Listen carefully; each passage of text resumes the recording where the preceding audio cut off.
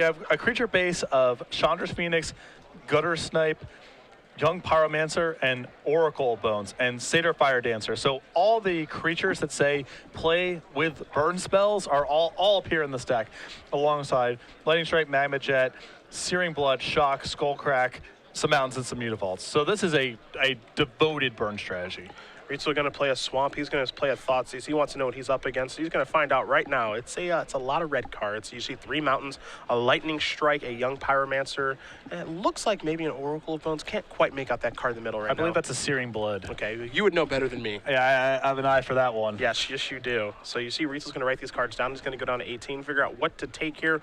And I think he's got a pretty good idea now of what he's up against. And one of the more important cards in his deck is Grey Merchant of Asphodel, which he does have 4 copies of. Some people have moved away from that card, but he's got the 4 in his main deck. Yeah, I actually was in Paul and Sperling's room last night watching them do the last finishing touches on their Mono Black Devotion list. Paul, very experienced with this archetype. And there is a Mountain and a Young Pyromancer off the top here from Ryan. So Thoughtseize takes 1 away, and Ryan says, well, I drew 1, so too bad. As Rietzl will draw a copy of Grey Merchant. You see his hand right now. He's got a Nightveil Spectre. He has a Desecration Demon. The one thing I don't think he has right now is a removal spell for that Young Pyromancer. Now, Paul's removal suite, he does have 4 copies of Hero's Downfall. That's not really much of a surprise. He has 3 copies of Bile Blight and then 1 Ultimate Price and 1 Devour Flesh. Yeah, he didn't want to move away from the Edict of Effect entirely because there is the Naya Hexproof deck that's rolling around, but the diversity in the removal base definitely a concession to how wide open the format is right now. See, Paul's got a Pack Rat in his hand as well. Another land there. It does have the Nightveil Spectre, which he could deploy right now. It would die to a Lightning Strike and would give Ryan an Elemental token. Yeah, he certainly cannot cast the Pack Rat for the time being because he doesn't want to run that into a Searing Blood. That is a disaster, but he has to do something here, and so he'll play the Nightveil Spectre. There's the strike, and will Ryan remember to get the token is the question. I'm not sure if he did or not. Yeah, I don't know if we're waiting for a token or what. So there is a Mountain, and here's an attack for 2, so it definitely feels like to me that he forgot to make the token with the Young Pyromancer, as he does just come across for 2. Rietzl will untap at 14 life and draw a card. And it's especially bad for Ryan to miss that trigger because Desecration Demon is one of the best tools that Paul has in the matchup, and Young Pyromancer are a pretty good way of diminishing its power. See if Paul wants to deploy the 6/6 or not. And he says yes, to do. So there is Desecration Demon. Pass the turn back over to Ryan. Ryan's going to untap Young Pyromancer. He'll take a draw. We'll see what he finds. Looks like another land. It's a Mutavault, so it's more than a land. But he has drawn quite a few lands after that Thoughtseize. He just does have that Searing Blood in his hand, and then 2 Mountains. Just pass the turn back. Yeah, flooding out is so bad for the burn deck, and this is why you traditionally see these decks play a lot of Scry lands. Yeah. There are only 21 lands in Ryan's deck, but that does mean that you can still flood out even though you have 21. Yeah, and you also have to make your land drops as well because you're going all the way up to cards like Oracle of Bones. So drawing not too many and not too few lands pretty challenging in a deck that has no way to scry. Rietzl's going to attack with 1 Desecration Demon, and he will play another. And all of a sudden, Ryan is on the back foot, which that's kind of what Desecration Demon does. That thing is absolutely huge and can end a game very quickly as Ryan will draw a card for the turn. He's going to play a Mountain. And again, he's got that Searing Blood. He did draw a spell this turn. I believe actually this time it was Oracle of Bones. Yeah, it does look like it. Oracle of Bones probably gets my vote for most fun design in all of Born of Gods. It is a really fun guessing game, I think, to play, and I think it's a really sweet design. And there is the Oracle. So Tribute will be on. You see Paul's going to take a look at it. We'll do the same. 3/1 haste for 4 mana. Tribute 2. It'll get 2+1/+1 counters on it if the opponent chooses to let it do that. If the tribute wasn't paid, you can cast an instant sorcery card from your hand without paying its mana cost. See, a lot of people use this in combination with Toil Trouble, as you can fuse it off of Oracle of Bones if they do not pay the tribute. Right now for Ryan, unfortunately, all he has in his hand is a Searing Blood. Yeah, and because Paul has 2 6/6s in play, I think he doesn't care too much about this potentially becoming a 5/3, although he still has to worry about the total amount of range that Ryan has access to in his deck. Yeah. And it looks like, okay, you can have a spell for free, which is Searing Blood, which does not do very much right now. We'll make a token to be able to try to slow down one of these copies of Desecration Demon, but that's really about it. You see both triggers of the Desecration Demon will go on the stack here. Says that's fine, as Paul's going to untap. Again, he does have a Pack Rat in his hand, has a Grey Merchant, does draw the 5th land to be able to cast Grey Merchant, of which he has 2 copies in his hand right now. So Demon triggers will go on the stack. You're going to see Chris Van Meter bite the dust to 1. Counter's going to go on to that Desecration Demon. And we talked earlier in the broadcast about Night Veil Spectre versus Lifebane Zombie appearing in these decks. This matchup is a really strong, this is a place where Night Veil Spectre is very good, even though it doesn't look like it on the surface. 3 toughness is so valuable against a beatdown deck, especially one that's playing Searing Blood. Rietzl going to cast Grey Merchant of Asphodel. Post-combat, a draining gain for 6, and Ryan Lay is going to concede the game. So, Pro Tour Amsterdam champion Paul Rietzl up a game here with Mono Black Devotion over Ryan Lay playing Mono Red Burn. Yeah, I have my experience playing both Burn and Mono Red aggressive strategies. Ryan's deck kind of a mixture of the two. The games where they have a turn 4 Desecration Demon are really hard. Often you get hung up on Grey Merchant, but in my opinion, the fight is often over Desecration Demon. Grey Merchant can pull them out of games they were otherwise losing, but usually when Grey Merchant is powerful, you are in trouble anyway. Desecration Demon is where a lot of the power in the deck comes from. We're going to take a look at Ryan's sideboard to begin things, and since you are the Mono Red Maestro here in the booth, I'll let you take that away. Well, we got a Burning Earth. We got 4 copies of Burning Earth, 4 copies of Mind Sparker, 3 copies of Ratchet Bomb, and 4 copies of Toil and Trouble. I would expect Toil and Trouble to come in as Paul's deck, not the most efficient about getting cards out of its hand. Also, they have Underworld connections as well. I traditionally like Toil and Trouble a lot more against Mono Black Devotion when you can just full blow bail on all of your creatures and play just a burn strategy, because they will often be rotting with removal spells in their hands. So Toil and Trouble is very good in that world. If I was in Ryan's seat, I would probably remove Satyr Fire Dancer from the deck. Paul's creatures are just too big for that kind of thing. Taking a look at Paul's side here as he is up a game, sideboarding pretty quickly on his side, actually. Looks like he really knows what he wants to do. 4 copies of Duress, 2 Dark Betrayal, 2 Lifebane Zombie, 2 copies of Farika's Cure, 3 Doom Blades and Underworld Connections, and a Drown in Sorrow. Farika's Cure is certainly going to join us. Some number of these Duresses will probably join us as well. I'm not sure if it's going to be the full 4 or not. And then Drown in Sorrow looked like it did have some nice targets out there. Oracle of Bones, Young Pyromancer. You can assume that Chandra's Phoenix is probably hanging around here as well.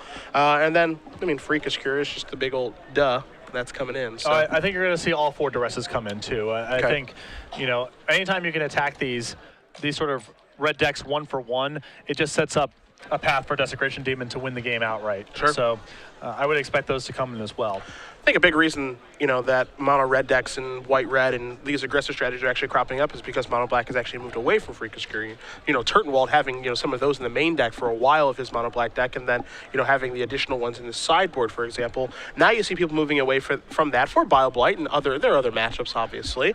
But Farika's Cure kind of being gone means that mono red can kind of pick up a little bit now, but if Farika's Cure comes back, you're going to see those red decks go away. Yeah, Farika's Cure and Drown in Sorrow are really rough to play against. There was a while there where the Black Devotion list, I think you would see 0 copies of both cards across the 75. That's clearly very good for aggressive red strategies, but I think as a concession to the burn deck that was actually playing Ash Zealot and Chandra's Phoenix, alongside Mutavault, things that you can target with Farika's Cure, and just sort of aggressive decks in general having an uptick. I think you're going to start seeing more copies of those cards in mono black sideboards. And as these players do finish shuffling up here for game number 2, we want to thank you guys for joining us here early this morning. I guess it's early on the West Coast, not so early on the East Coast here. But we're solidly in the afternoon at this point. Are we in the afternoon? Wow, it is after 12. I had no idea. Maybe it just feels early. I'm not quite sure. Good afternoon, America. Yeah. Cedric Phillips, Patrick Sullivan, Star City Games Open Series here in Los Angeles at SCG Live. Hashtag SCGLA for your tweets as we are in Los Angeles, and this is the last weekend before Season 1 concludes with the Invitational in Charlotte. A very, very, very big weekend next weekend as 2 players will qualify for the Players' Championship at Roanoke at the end of the year. Oh, it's going to be great. I'm really excited about it. I'm actually getting on, I got a lot of friends out in Charlotte. I really enjoy the city. I'm getting on a plane 7 a.m. Monday morning from Los Angeles. Okay. Landing in Charlotte 7 in the evening, East Coast time. My God, that's a long flight. There's a 3-hour layover. Okay. It's not great. But I'm going to be spending some time in Charlotte, and I'm just really excited about the week that's coming up. Charlotte is a great city.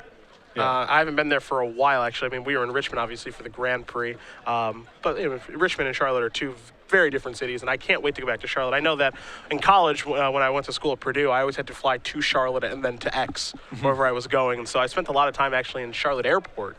But it's been a couple of years since I've actually been there for a tournament. For my experience, Charlotte is pretty much the ideal mixture of the North and the South.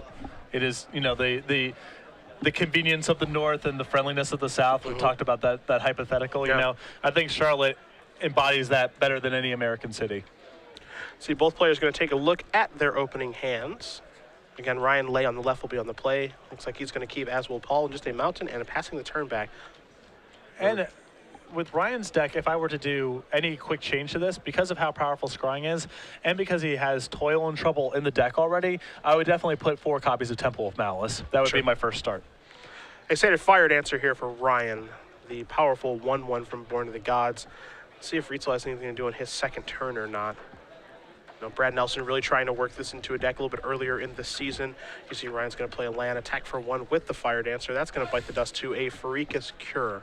Paul has definitely come ready for this matchup. I don't know exactly something built like Ryan's deck, but Pharika's Cure and Drown in Sorrow, 2 excellent tools. Here's a second Fire Dancer here from Ryan as he does pass the turn back over to the Pro Tour Amsterdam champion, who does draw a Swamp for the turn.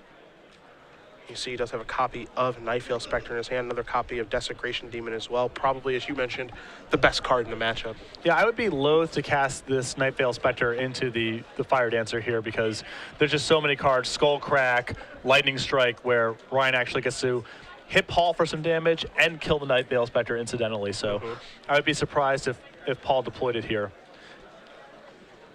That being said, it might just be a situation where, you know, you're just like, okay, I need to just get that part of the game over with. But he does not deploy the Nightveil Spectre, just passes the turn back over to Lay.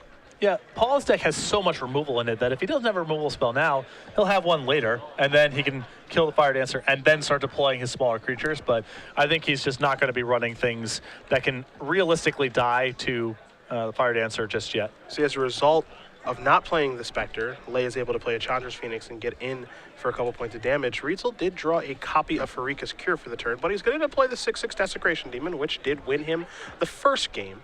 Lay draws a copy of Ratchet Bomb for the turn.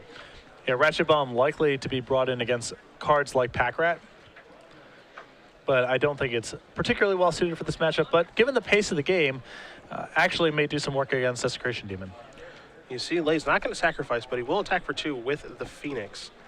Rietzl says, that's fine. I'll go down to 17. Freak is here providing a bit of a buffer here. There's another copy of Satyr Fire Dancer and passing the turn back over to Rietzl, who will untap. He'll take a draw. It's a copy of Doomblade. Paul's showing a lot of respect for these Fire Dancers, which I like a lot. He's not willing to put his Desecration Demon in front of anything. He doesn't want to allow Ryan to get any value off of these 1/1s, so he's just playing a very conservative game right now. And really using his life total as a resource. I mean, basically he started this game at 22, so he can afford to take a couple shots here from a Phoenix and things of that nature, make sure his Desecration Demon doesn't go anywhere, and, you know, balance his life total as he deems necessary. Just really good pacing so far from Paul. He's going to come in with the 6/6, so Lay is going to go down to 14. I have to imagine Paul's going to want to start using some removal spells here before he starts deploying his other creatures. And he does have a Doomblade and Pharika's Cure in his hand, so he could just take care of both of those Fire Dancers if he'd like to. And he is going to use Pharika's Cure to take care of 1 Fire Dancer, we think. And it will work, as Ryan does look at his hand of double Lightning Strike. And he also has a Shock hanging out. And you can see almost the power of Fire Dancer really get going there. If Ryan had a 4th land that turn, he could have Lightning Struck Paul and killed the Desecration Demon for free. So Lay does draw his card for the turn again. He does have a Ratchet Bomb and some other options here. He's going to start by attacking for 3. We'll see if Rietzl's going to make a move or not. Rietzl says, that's fine. I'm going to go down to 16. Now, actually, I'll take just 2 and use Doomblade on the Fire Dancer. Yeah, Paul's hand has so many creatures in it that he really needs to get these Fire Dancers off the board before he can start casting his Pack Rats and Nightveil Specters. So Phoenix will come across for 2. Rietzl's going to go down to 17. We'll see what the follow-up play is going to be. It's going to be a Ratchet Bomb. It's going to be a slow grind up for that Ratchet Bomb, as Lay's just going to have to pass the turn back. Yeah, I do not feel like we're going to be able to place this game in such a way that that Ratchet Bomb getting to 4 happens. Although, it is noteworthy that with all the burn spells in his hand, Ryan can sacrifice Chandra's Phoenix and get it back to his hand and recast it to continue to pin down the Desecration Demon by time. It looks like that's what his game plan is going to be, as Rietzl's going to play a copy of Pack Rat with the necessary 3 mana. He's also going to play a copy of Nightveil Spectre, not overvaluing his Pack Rat. Passes the turn back. So Lay does have a Shock, which he could go upstairs and get the Phoenix back with. He's just going to shock the Pack Rat, tick up the Ratchet Bomb. I'm going to go up to 1. And that'll be it for Rietzl's turn. So Lay will untap those 3 lands and the bomb. He'll take a draw. He finds another copy of Magma Jet, but he's stuck on lands right now. Yeah, I'm actually a really big fan of Paul there not overvaluing the Pack Rat, especially against a deck with Searing Blood. Yep. You know, get it out there, and Paul's life total is high enough right now that if it got hit with Searing Blood, it wouldn't be the end of the world. But a 3-toughness creature is just so much more likely to survive, and if Ryan happens to have multiple Searing Bloods, you could get yourself into a lot of trouble trying to make Pack Rat tokens. Yeah. So Ryan just has to pass the turn back, double Lightning Strike, double Magma Jet in his hand, but bottlenecked at 3 mana and a Ratchet Bomb that's taking him very slowly as Rietzl's going to attack very quickly here with a 7/7 and a 2/3. So we'll see 9 come across. Lay's going to go down to 5, and if Rietzl does have a copy of Gray Merchant, that could be lights out here. You see the Nightfall Spectre is going to reveal the 4th Satyr Fire Dancer. Rietzl taking a look at a Temple of Silence in his hand right now. Yeah, Paul very thoughtful, gnawing away at his wrist right now. Looks tasty. And we're in a spot right now where Paul's just trying to figure out what are the things that can possibly beat me from here. Yep. What am I playing around? He's already seen some cards out of Ryan's deck that are a bit unorthodox, Oracle of Bones most notably, so I think he's just trying to make sure he doesn't do anything sloppy. Closing windows. Yeah. Making sure nothing gets out of the house that he has built.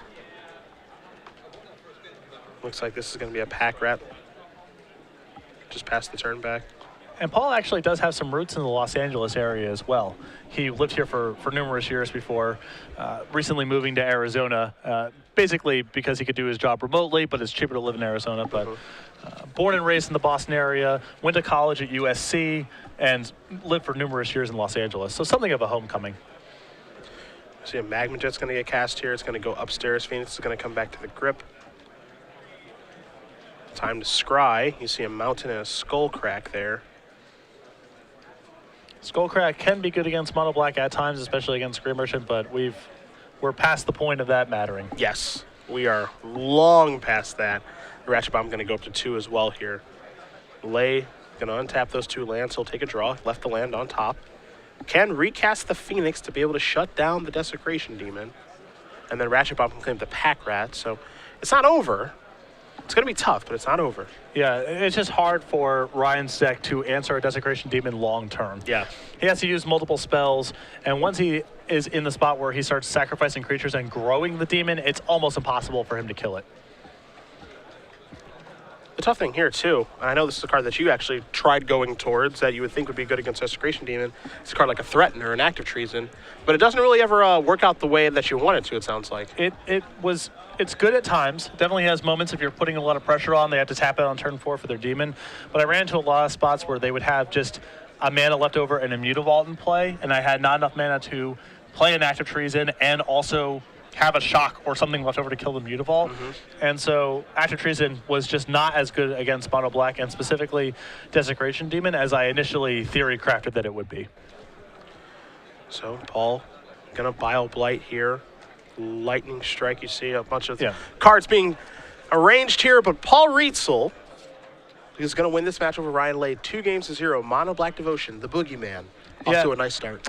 Ryan Lay's deck is definitely trying to mix and match various parts. You have your Fire Dancer alongside some burn spells that can only go to the head. You have some creature removal. You have, Gutter Snipe, and that's a potential plan as well. And those kind of mix and match draws are really tough to execute against how efficient Mono Black Devotion is, and especially against cards like Thoughtseize and Duress. Makes it pretty difficult, I do have to agree. You're kind of stumbling and fumbling around, but only 21 lands, in Ryan's deck as well, so you need to get to that flashpoint of 4 mana so you can do multiple things in one turn. And it took him too long to get there, and as a result, Paul Rietzl does win this match, moves on to 2-0 here in our 10-round tournament in Los Angeles. Yeah, and I